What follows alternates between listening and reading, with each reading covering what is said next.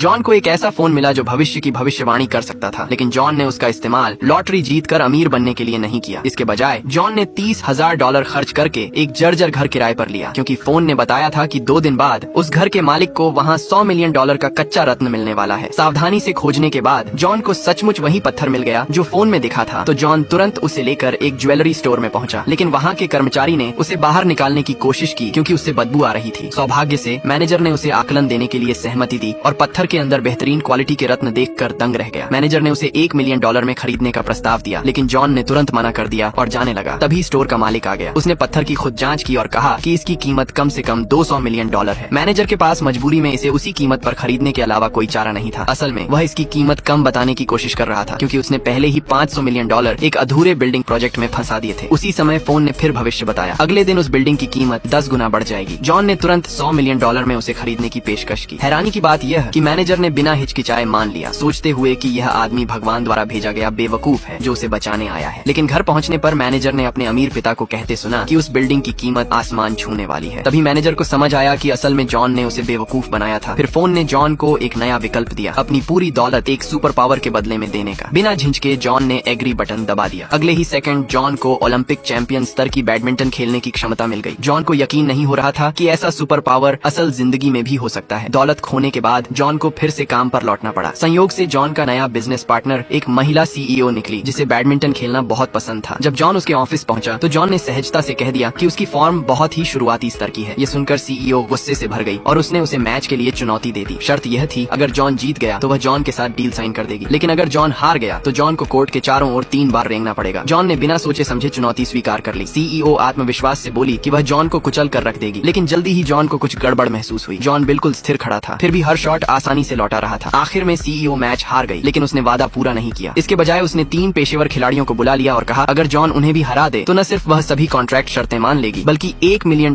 Bonus भी देगी। उनके जोरदार हमलों के बावजूद जॉन फिर भी एक ही जगह खड़ा रहकर हर शॉट लौटा रहा था, यहाँ तक कि वह अपने फोन पर शॉर्ट वीडियो भी देख रहा था। जब उनका सारा दम निकल गया तो जॉन ने छलांग लगाकर एक ही बार में शटलकॉक स्मैश कर दी। सभी लोग जो देख रहे थे दंग रह गए। जॉन खुद भी जो देख रहा था उससे दंग रह गया।